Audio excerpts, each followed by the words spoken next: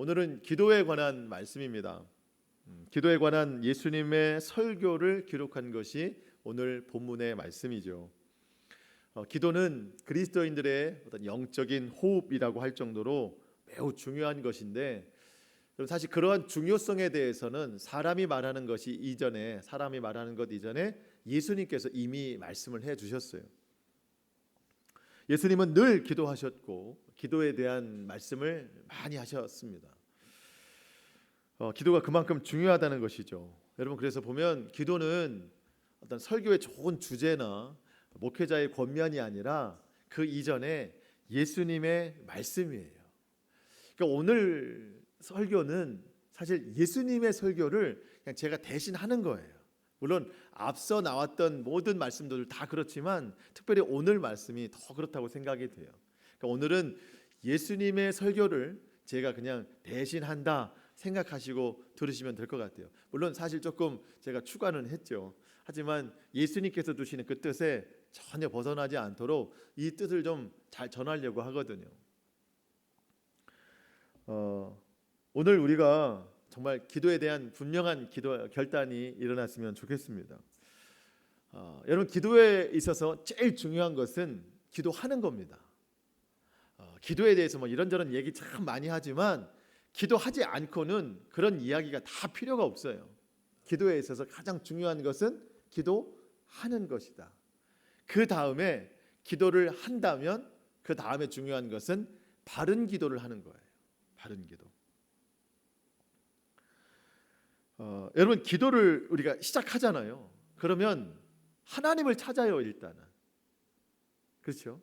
하나님을 찾아요. 그리고 하나님의 이름을 불러요. 하나님 우리의 좋은 아버지가 되시거든요. 그러니까 우리가 하나님의 자녀들이 하나님의 이름을 부르고 하나님을 찾는데 우리의 좋은 아버지 되시는 그 하나님께서 우리와 함께 하시고 우리의 기도를 당연히 들어주시죠. 시편 73편 28절 말씀에 보면 하나님께 가까이 함이 내게 복이라 이렇게 말씀했어요. 사람에게 있어서 가장 큰 복은 하나님을 가까이 하는 것입니다. 근데 하나님을 가까이 할 수 있는 가장 큰 좋은 방법은 기도예요. 자, 여러분, 기도하면 하나님을 찾죠. 하나님의 이름을 부르죠. 그럼 하나님이 가까이 오세요. 그게 내게 가장 큰 축복입니다. 우리가 기도를 통해서 얻을 수 있는 가장 큰 기쁨은 하나님을 가까이 할 수 있다는 거예요. 그래서 여러분, 우리가 기도에 대한 잘못된 인식을 버려야 됩니다. 우리는 기도를 어떻게 알고 있냐면 마치 내가 주문한 것을 택배로 받는 것처럼 그렇게 기도를 생각할 때가 있어요. 여러분, 내가 하는 기도는 필요한 물건에 대한 주문 전화가 아닙니다. 뭐 꼭 그렇게 기도하는 사람은 없지만 기도의 전체적인 흐름을 보면 그 모양과 다르지가 않아요. 내가 주님을 구하는 것이 아니라 주님을 통해서 무언가를 구해요. 그러면 속마음은 그렇죠. 주님은 뭐 굳이 안 오셔도 되니까 제가 기도한 것만 좀 보내주세요. 이게 사실 우리의 기도예요. 이게. 여러분, 이것은 바른 기도가 아닙니다. 기도의 가장 큰 능력은 하나님과의 교제예요. 그리고 기도의 가장 큰 힘은 하나님과 가까이 하는 것. 그것이 우리에게 가장 큰 기쁨이라는 겁니다. 그래서 오늘 말씀을 통해서 우리가 두 가지를 좀 결단했으면 좋겠는데요. 하나는 기도를 시작하는 거예요. 기도하는 것.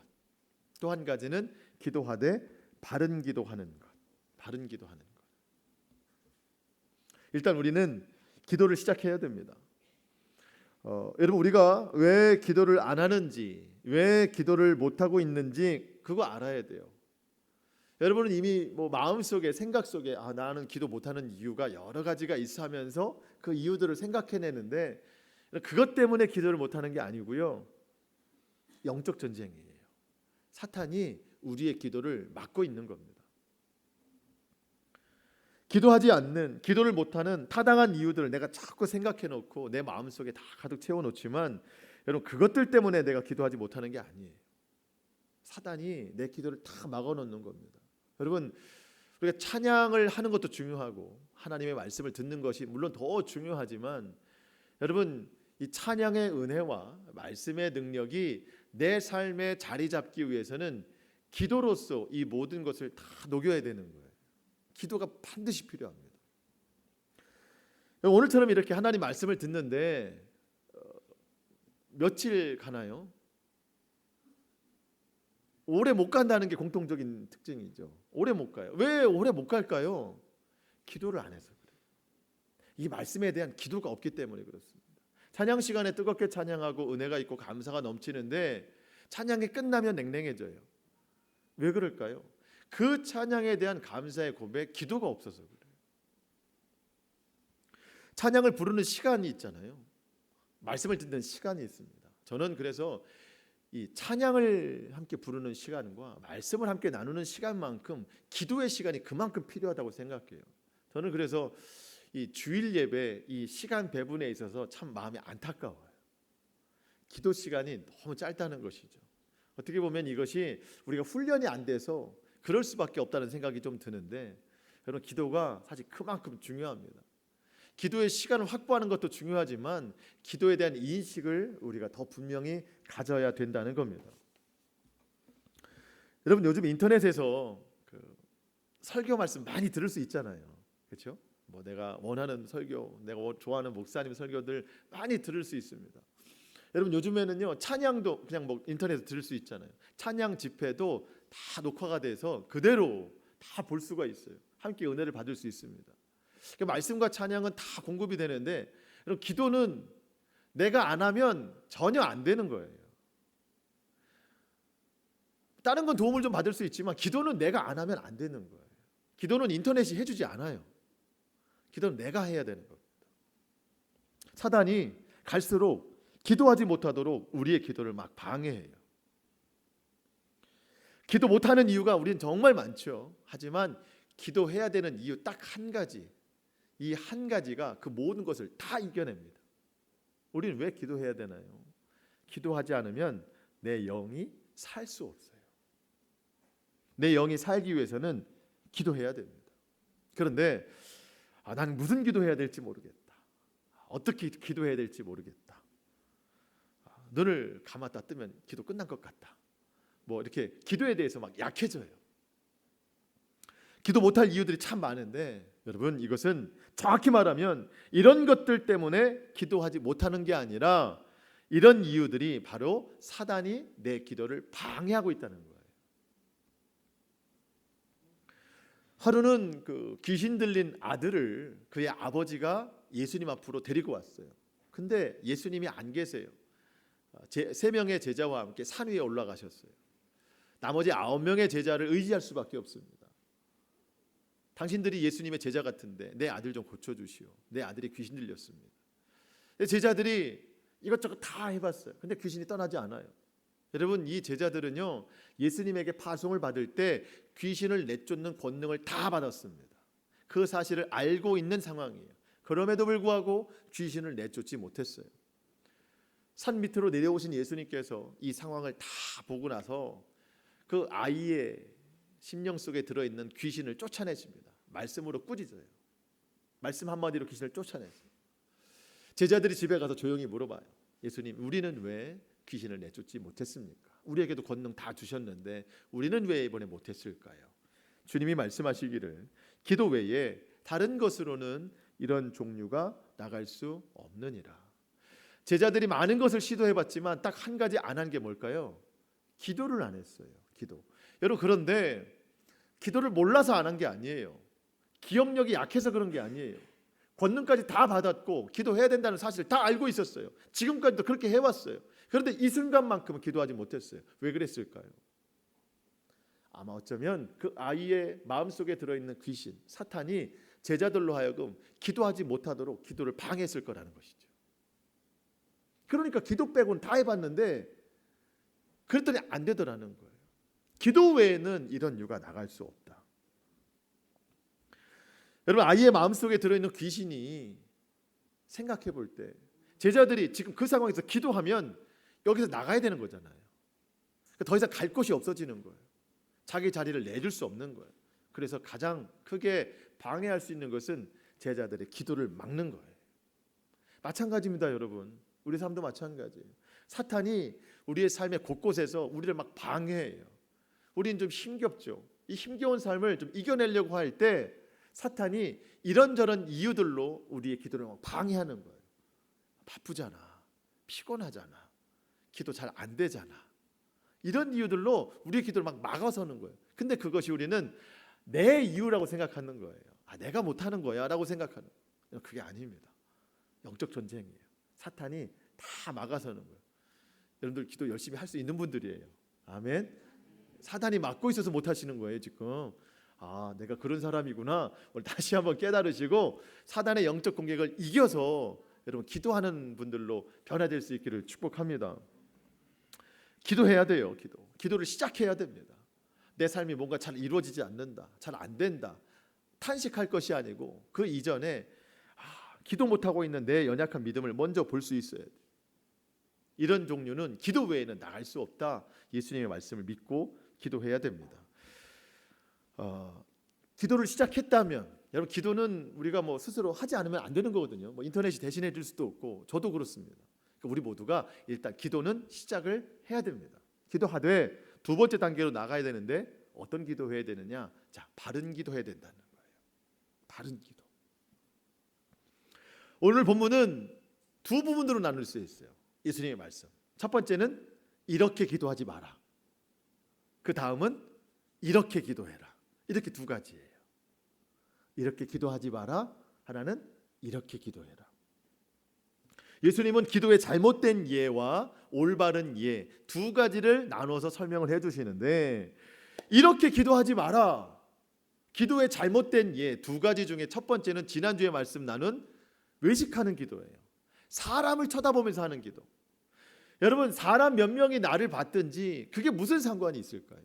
내가 기도하는 모습을 수백 명, 수천 명이 본다 해도 그 사람들이 내 기도 응답해 주는 거 아니잖아요. 그냥 그 사람들은 말로만 인정을 해줄 수 있어요.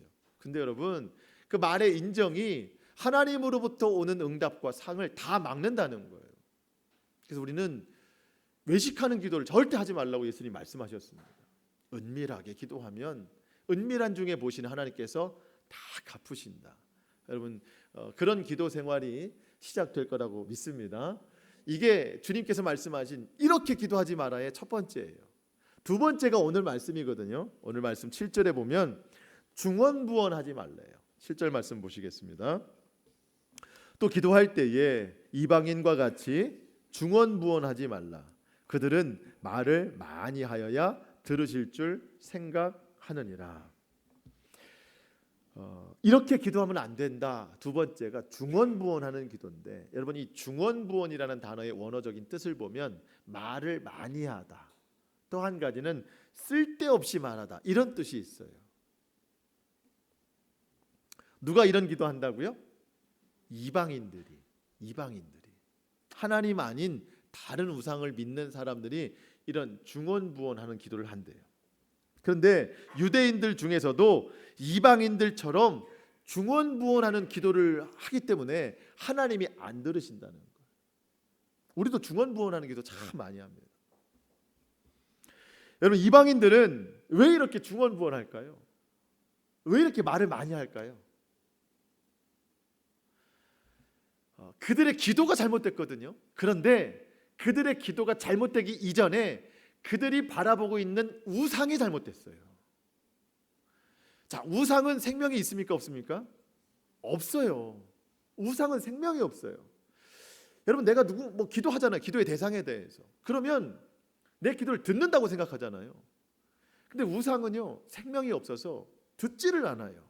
반응이 없어요. 그래서 이방인들은 잠들었나 보다 그렇게 생각하는 거예요, 우상이. 그래서 계속해서 이 중언부언이라는 뜻의 세 번째 의미가 제잘되다, 이런 뜻도 있거든요. 계속 그 앞에서 그렇게 하는 거예요. 언제까지? 우상이 깰 때까지, 반응 보일 때까지. 깨나요, 안 깨나요? 안 깨요. 그래서 이방인들은요, 기도를 하면 할수록 마음에 절망만 쌓이는 거예요. 왜냐하면 안 듣잖아요. 안 깨어나잖아요. 말을 많이 해요. 그렇지만 그것엔 절대로 생명력이 없습니다. 여러분, 그런 것을 보면 우린 누구에게 기도하냐면 하나님께 기도하는 거예요. 살아계신 하나님, 내 기도를 들으시는 하나님. 여러분, 정말 기도할 수 없는 지경에 정말 내가 그렇게 낙심되고 절망일 때 하나님이라는 이름만 외쳐도 그 하나님이 나와 함께 하세요. 이 세상을 창조하신 전능하신 하나님, 그리고 무엇보다 우리의 좋은 아버지. 뒷부분에 나오겠지만 예수님이 우리에게 기도를 가르쳐 주실 때 하늘에 계신 우리 아버지라고 부르래요. 하나님이 우리 아버지 되시는 분입니다. 생명 없는 우상과는 전혀 달라요. 그들은 이 생명 없는 우상 막 깨우려고 말을 많이 하지만 우리는 그런 기도하면 안 된다는 겁니다. 그런 것의 대표적인 성경 기록이 갈멜산 전투예요. 하나님의 사람 엘리야 한 사람과 이방 선지자, 바알 신을 섬기는 바알 선지자 450명, 아세라 선지자 400명, 그래서 도합 850명과 엘리야 한 사람과 영적 전쟁입니다. 갈멜산 위에서.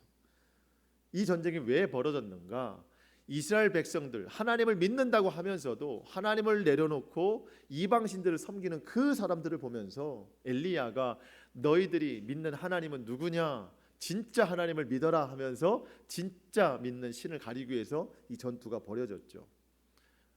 이 전투의 특징은 뭐 칼과 무기로 싸우는 게 아니라 하늘에서 불을 내리는 전투입니다. 송아지 한 마리 갖다 놓고 이 송아지를 잡아놓고 하늘에서 불을 내려서 이 송아지를 번제로 태우는 그런 전쟁입니다. 엘리야가 먼저 그 바알 선지자들에게 먼저 하라고 이제 이야기를 하죠. 예. 열왕기상 18장 25절에 엘리야가 바알의 선지자들에게 이르되 너희는 많으니, 이게 숫자가 많다는 거죠. 먼저 송아지 한 마리를 택하여 잡고 너의 신의 이름을 부르라. 그러나 불은 붙이지 말라. 그들이 받은 송아지를 가져다가 잡고 자 아침부터 낮까지 바알의 이름을 불러 이르되 바알이여 우리에게 응답하소서 하나 아무 소리가 없고 아무 응답하는 자도 없으므로 그들이 그 쌓은 제단 주위에서 뛰놀더라. 아침부터 점심까지 바알의 이름을 막 불러요.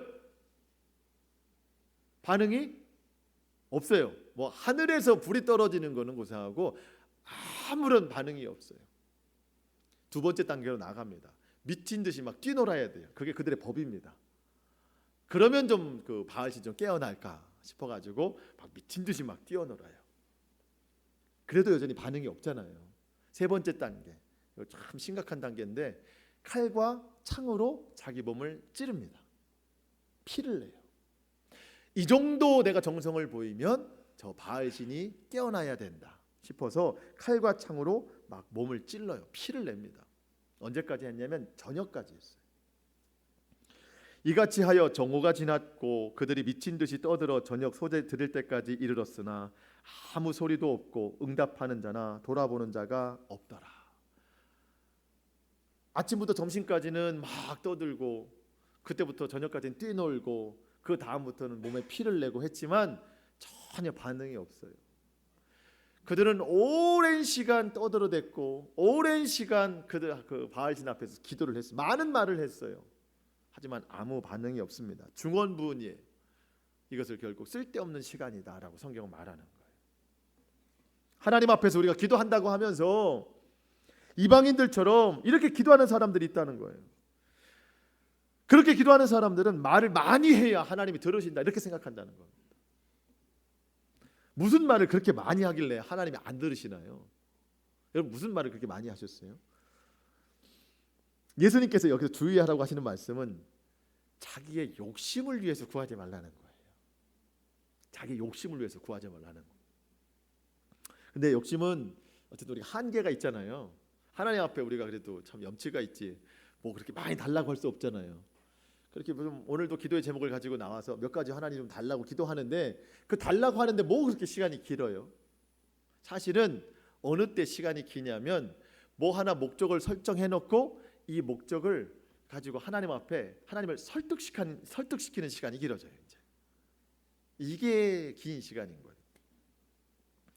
여러분 우리의 기도를 보면요, 먼저 내가 원하는 게 있어요. 마음이 품어요. 그러면서 하나님 앞에 이걸 올려드립니다. 기도의 제물로. 그러면서 이제부터 뭘 해요? 하나님을 설득시킵니다.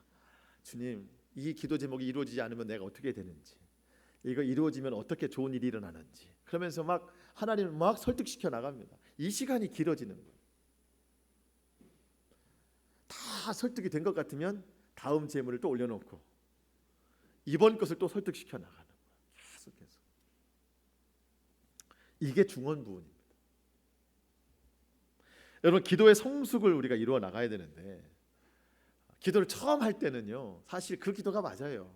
우리 뭐 그렇게 했잖아요. 다 하나님 저 이거 해주세요, 이거 해주세요 하면서 이렇게 안 되면 저는 큰일 납니다 하면서 여러 가지 하나님을 설득시키는 과정들을 하는데, 기도하다 보니까 또 기도에 대한 말씀도 듣고 예수님의 가르침을 배우다 보니까 그것이 정말 참 기도는 아니구나라는 것을 깨닫게 돼요.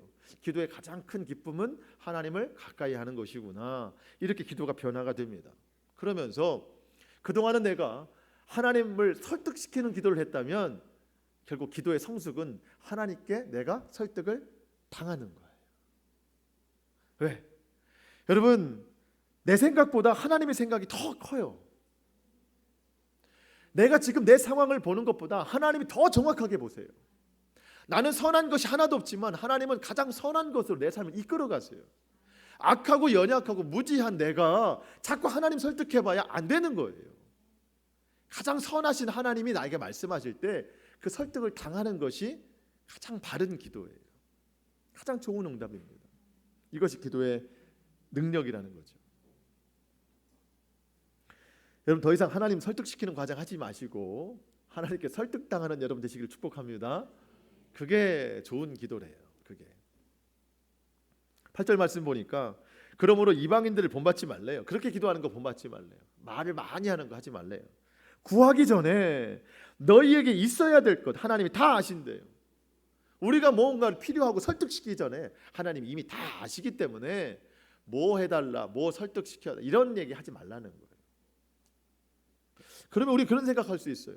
그럼 하나님이 굳이 다 아시면 나는 기도할 필요가 없겠네 라고 생각하지만, 그 생각을 좀 뒤집어 보면 무슨 뜻이에요? 이게 바로 택배 기도예요. 주문해놓고 달라는 기도. 난 기도할 게 없겠네, 하나님이 다 아신다니까. 그러면 무슨 얘기예요? 이미 내 기도는 뭔가를 구하는 기도만 하고 있다는 뜻이잖아요. 그러니까 하나님이 다 알아서 주신다면 난 더 이상 기도할 게 없다라고 하는 겁니다. 그럼 어떻게 하라는 얘기냐? 기도하되 바른 기도하라는 거예요. 바른 기도. 너희는 이렇게 기도하라 하시면서 주님이 바른 기도를 알려주셨는데, 여러분, 그것이 9절로 13절까지 나와 있는 우리가 잘 아는 주기도문입니다. 주기도문. 여러분, 오늘 주기도문에서 우리가 가장 중요하게 깨달을 게 있습니다. 주님이 바른 기도를 알려주시면서 주기도문을 우리에게 알려주실 때, 여러분, 이것을 늘 외우라는 뜻으로 알려주신 게 아니에요. 이런 방법과 방식으로 기도하라는 뜻입니다. 너희는 이렇게 기도하라 할 때 이렇게라는 단어가 헬라어로 후토스라는 단어인데, 이 뜻은 이러한 방식으로예요. 그러니까 이러한 방식으로 기도하라지 똑같이 기도해라가 아니에요. 우리가 이것을 오늘 잘 알아야 됩니다. 주기도문은 단순히 반복해서 외우는 것이 아니라 예수님께서 가르쳐 주신 이 기도의 방식을 따라서 각자의 삶의 형편과 상황에 맞게 기도하는 것이 더 중요하다는 겁니다. 여러분, 주기도문에서 네 글자 중에 가운데 기도를 빼면 뭐만 남아요? 네? 기도는 주문이 아니에요. 주기도문은 주문이 아니고 기도예요. 우리는 이걸 주문처럼 외우는 거예요. 그냥 뭐 툭 치면 하늘에 계신 우리 아버지 그냥 쭉 나오잖아요. 주님이 그러라고 알려주신 게 아닙니다. 그리고 또 하나, 주기도문이 어느덧 형식이 돼버렸어요. 어떤 형식? 모든 모임의 끝, 예배의 끝, 기도회의 끝, 아니면 시작, 그 정도로만 주기도문이 사용되는 거라고 우리는 좀 착각하고 있습니다.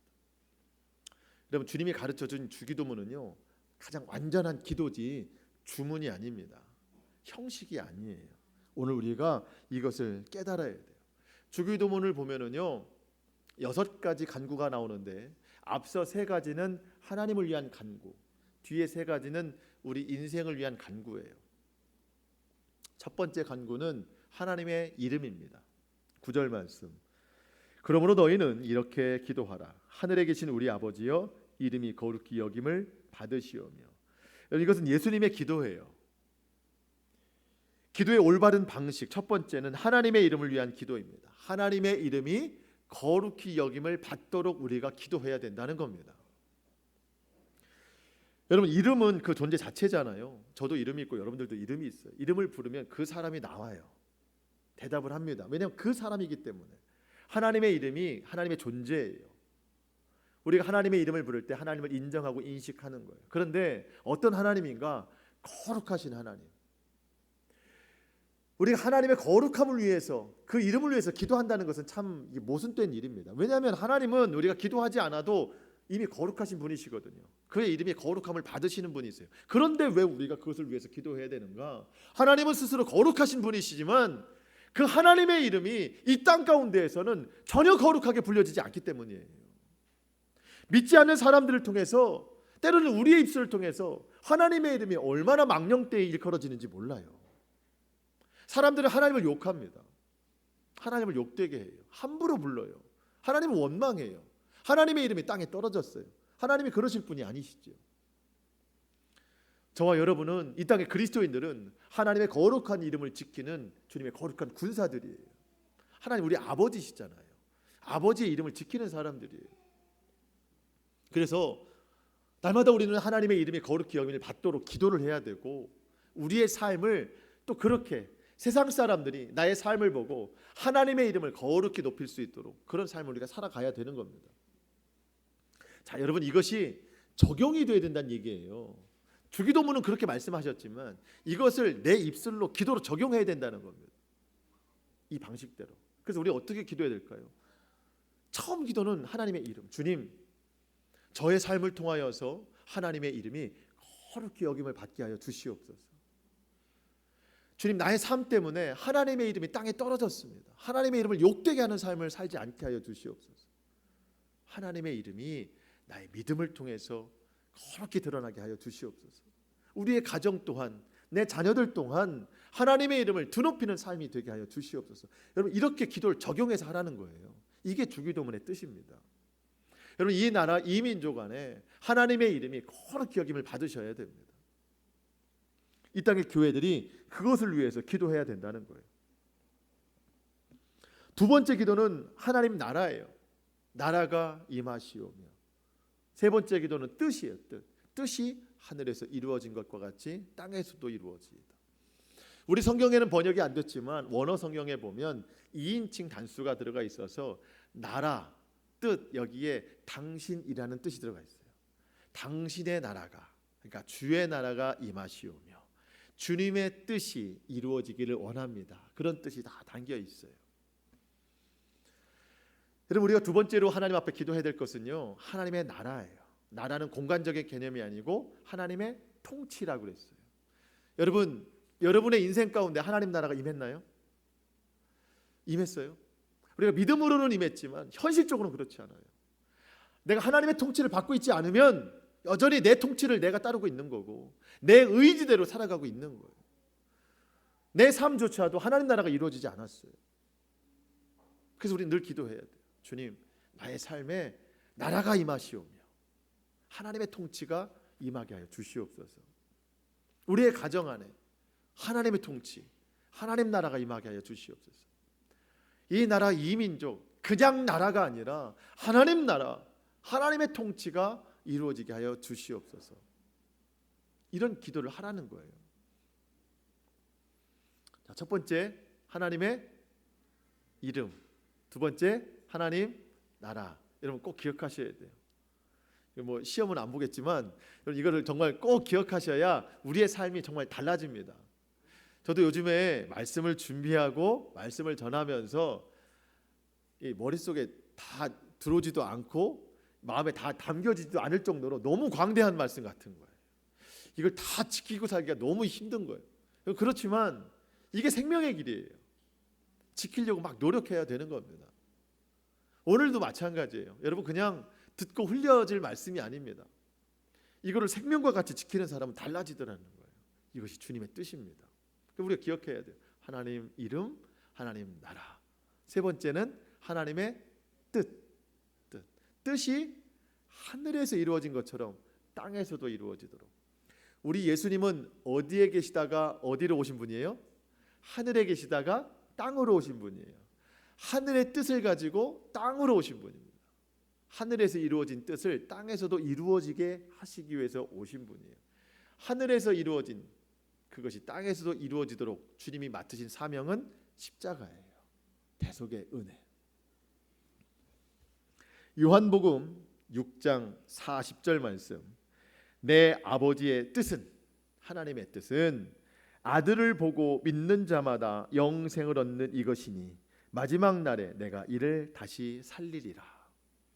하나님의 뜻이 하늘에 있다가 그 뜻을 가지고 예수님 내려오셨거든요. 예수님을 믿는 자마다 영생을 얻게 하시는 것, 그 뜻이 이 땅에서도 이루어지게 하는 기도를 우리 보고 하라는 거예요. 예수님이 못하실까 봐, 예수님이 못 믿어서 그런 게 아니에요. 여러분, 우리는 구원의 확신은 있지만 아직 구원 받은 사람은 아니에요. 그렇죠? 주님이 오시는 날 우리는 구원을 받는 것이지 아직 구원을 받은 사람이 아닙니다. 하지만 구원의 확신을 가지고 살아가는 사람들이에요. 주님의 온전한 구원이 내 삶에 이루어질 수 있도록 하늘의 뜻이 내 삶에 이루어지도록. 우리 주변에 예수님 믿지 않는 사람 참 많이 있잖아요. 온 세상의 구원이 하늘의 뜻입니다. 그 하늘의 뜻이 이 땅에 이루어지도록 우리가 구원해야 되는 거예요. 구원의 기도를 해야 되는 거예요. 가족을 위한 기도, 내 주변에 예수 믿지 않는 사람들 위한 기도, 그 기도를 뜻이 이루어지라고 기도하는 거예요. 예수님 안 믿는 게 문제가 아니고 그것도 문제지만 제대로 믿지 않은 것도 문제예요. 주님, 우리 가정 안에 내 삶의 주변의 모든 사람들 가운데 예수님 제대로 믿게 해 주시옵소서. 그 뜻이 이 땅 가운데 이루어지게 하여 주시옵소서. 온 열방 가운데 주님의 구원의 뜻이 이루어지게 하여 주시옵소서. 여러분, 이런 기도를 해야 된다는 거예요. 이것을 내 형편에 맞게, 내 상황에 맞게 우리의 방식대로 기도를 해나가는 것이 주기도문의 원래의 뜻입니다. 그래서 우리가 개인 기도를 하든지 또 대표 기도를 하든지 어떤 기도의 자리에서도 이런 기도의 형식을 가지고 하나님 앞에 기도하라는 거예요. 뒤에 세 가지는 이제 우리 삶을 위한 기도예요. 우리 삶을 위한 세 가지를 보니까 일용할 양식, 우리가 우리에게 죄 지은 자를 사하여 주는 것 같이 내 죄를 사하여 주시옵소서. 죄사함, 우리를 시험에 들게 하지 마옵시고 악에서 구하시옵소서. 악에서 승리. 이 세 가지를 놓고 기도하라는 겁니다. 양식, 죄사함, 악에서 승리. 오늘 우리에게 일용할 양식을 주시옵고 그날 양식을 하나님 앞에 구하라는 거예요. 다음 날 거, 일주일치, 1년치 생각하지 말고 매일매일의 양식. 여러분, 매일매일의 양식을 구할 때 주시는 양식보다 더 큰 기쁨은 매일매일 내가 주님을 만난다는 거예요. 주님과 교제한다는 거예요. 주님을 가까이 한다는 거예요. 여러분, 이게 더 큰 기쁨입니다. 여러분, 그리고 날마다 주시면 되는 거 아닙니까? 그렇죠? 그냥 날마다 주시면 좋잖아요. 그 얼마나 감사한 일인가요? 주님은 이건 반드시 약속하셨어요. 그러니까 일용할 양식을 위해서는 기도하십시오. 우리는 늘 일주일치, 1년치, 평생 이거를 기도하니까 주님이 이 중원부원이라고 자꾸 말씀하시는데 날마다 이런 기도가 필요하다는 거예요. 날마다 양식을 위한 기도는 성부 하나님의 몫이라고 생각이 돼요. 창조하신 하나님, 채우시는 하나님. 그렇다고 보면 두 번째 기도, 죄사함의 기도는 성자 하나님이신 예수님께 간구하는 기도예요. 우리가 우리에게 죄 지은 자를 사하여 준 것 같이 우리 죄를 사하여 주시옵고. 우리 성경 한글 성경으로 보면 조건절 같아요. 내가 주님 누군가를 용서할 테니 저도 용서해 주십시오. 사실 이건 맞지 않는 겁니다. 표현이 그렇게 된 거예요. 우리 구원은 다 주님의 은혜로 됐잖아요. 다 주님의 은혜로 됐습니다. 그렇지만 우리의 죄사함은 다 끝난 게 아니에요. 십자가로 죄사함의 은혜를 받았지만 날마다 짓는 이 죄들에 대해서는 또 용서함을 받아야 되는 겁니다. 그러면서 주님, 제가 받은 이미 큰 용서, 그 은혜로 살아가면서 누군가 나에게 잘못을 했다면 저도 용서할 테니 지금 내가 가지고 있는 이 죄에 대해서도 주님 용서해 주십시오. 우리는 이미 큰 용서를 받은 사람들이고 앞으로도 용서를 받아야 될 사람들이고, 그러면서도 누군가를 용서할 죄인이에요. 이 용서를 우리가 늘 품으면서 살아간다는 것이죠. 그래서 14절 15절 맨 마지막에 보면 누군가를 용서해야 너희도 용서를 받는다라고 주님이 분명하게 말씀해 주셨습니다. 여러분, 이 용서에 대한 말씀을 분명하게 받아들이면서 우리 기도의 핵심으로 넣어야 되는 거예요. 마지막 6번째 간구는 성령님의 도우심을 필요로 하는 간구인데, 시험에 들게 하지 말라. 하나님이 주시는 시험이 아니고 사단이 주는 그 시험에 우리가 빠지지 않게 해달라. 여기서 말하는 시험은 유혹이라는 뜻이 있어요. 유혹. 사단이 얼마나 우리를 유혹하는지 몰라요. 그 시험에 빠지지 않게 해달라. 그러면서 다만 악에서 구하시옵소서. 이 다만이라는 단어는 도리어라는 뜻이 있어요. 그러니까 사단의 유혹에 넘어가지 않게 해달라는 소극적인 자세가 아니라 도리어 그 사단을 이겨낼 수 있는 적극적인 자세를 저에게 주십시오라고 하는 그런 영적 공격을 향한 기도예요.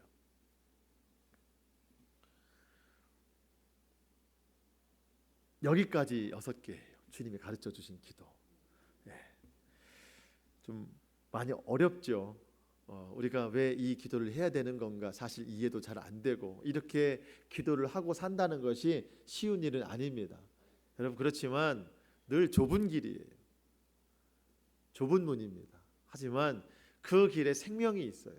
여러분, 그래서 그냥 우리가 똑같은 신앙생활, 지금까지 해왔던 그런 똑같은 모양의 신앙생활이 아니라 신앙은 훈련이고 성숙입니다. 기도 하나를 해도 제대로 해야 돼요. 주님이 가르쳐 주신 대로 해야 됩니다. 주님은 주기도문을 외워라가 아니라 이 방식대로 너희 삶의 모습으로 기도해라, 그렇게 말씀해 주셨습니다. 그래서 우리는 주기도문은 따로, 내 기도는 따로, 이렇게 하면 주님이 하시는 말씀은 딱 하나예요. 중언부언하지 말라. 우리의 기도가 하나님 앞에 올려지기 위해서는 이 주기도문의 방식을 따른 바른 기도를 올려드려야 될 줄 믿습니다. 결론입니다. 여러분, 바른 기도해야 빠른 응답이 와요. 어디 길을 찾아갈 때도 바르게 가야지 돌아가면 늦게 가잖아요. 바른 기도, 가르쳐 주신 기도를 해야 주님이 빠른 응답을 해주십니다. 우리에게 있어야 될 것을 다 아신다고 하시잖아요. 이미 주님은 채워주실 준비를 하고 계시는 거예요. 그러려면 바른 기도를 하라는 겁니다. 오늘 저와 여러분이 바른 기도 배웠어요. 하나님을 위해서, 내 삶을 위해서 주님이 가르쳐준 이 6가지 간구의 제목을 가지고 하나님 앞에 바른 기도 올려드려서 주님 뜻하신 바 채우시는 역사 우리 모두가 경험할 수 있기를 주님의 이름으로 축원합니다. 아멘. 기도하겠습니다.